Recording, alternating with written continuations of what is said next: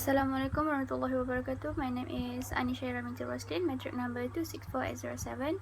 Okay, I'm going to elaborate about the research objective and research questions. First, the research objective is to examine the impact of specific factors on return on assets, and second is to examine the impact of external factors return on assets, and the last one is to examine the impact of specific external factors on return on assets. For the research questions, first is what the impact of specific factors on return on assets, and second is what the impact of external factors on return on assets, and the last is what the impact of specific and external factors on return on assets. Literature review, which is first I'm going to talk about the financial risk. Financial risk is a type of danger that can result in the loss of capital to interest parties for governments, where this can means they are unable to control monetary policy and default on bonds or other debt issues.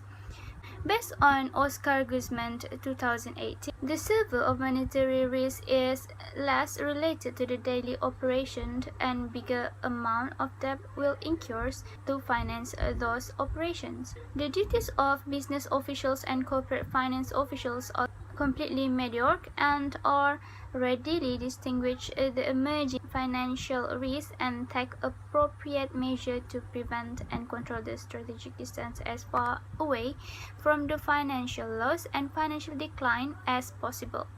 Financial risk is a major issue for every commercial enterprise in all around the world, where financial risk manager (FRM) exams have become one of the focus of among the financial experts in every country. Liquidity risk is the ability of a firm, company, or even an individual to pay its debts without suffering catastrophic losses.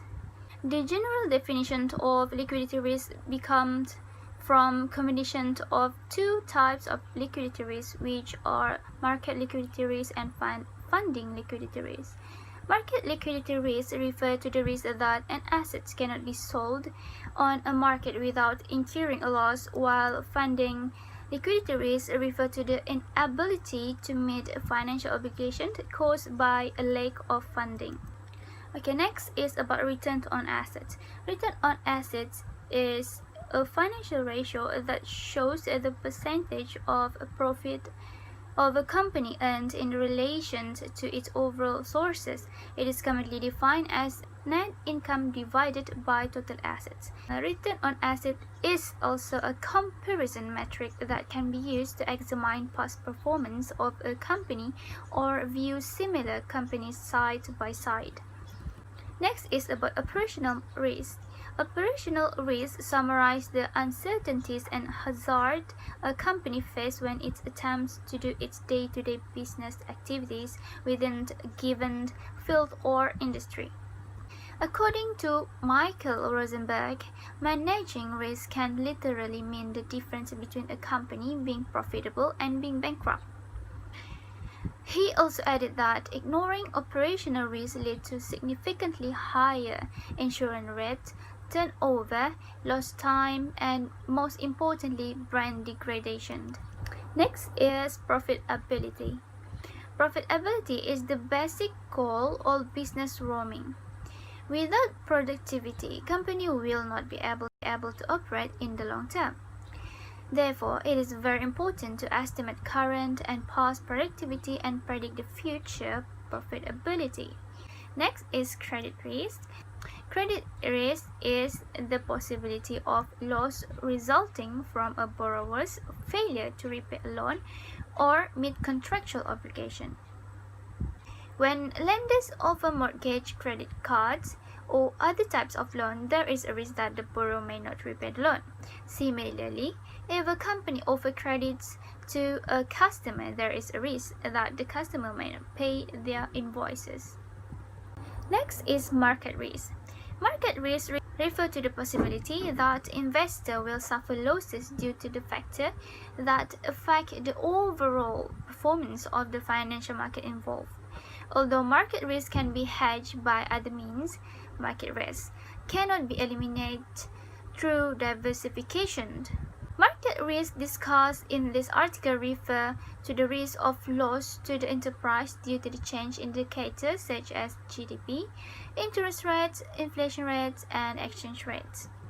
Next, interest rates. Interest rates are the remuneration paid to a lender, which is creditor, by a borrower, which is debtor, for the use of capital for a period of time and are expressed in percentage term per annum.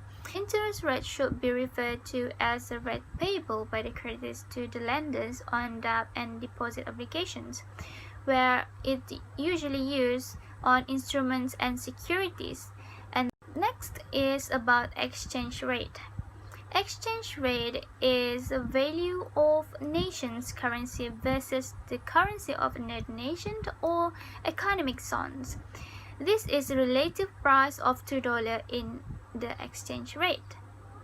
Last but not least, about the inflation rate. Based on the definition of James Jones, inflation is a quantitative measure of the rates at which the average price level of a basket of selected goods and services in an economy increases over some period of time.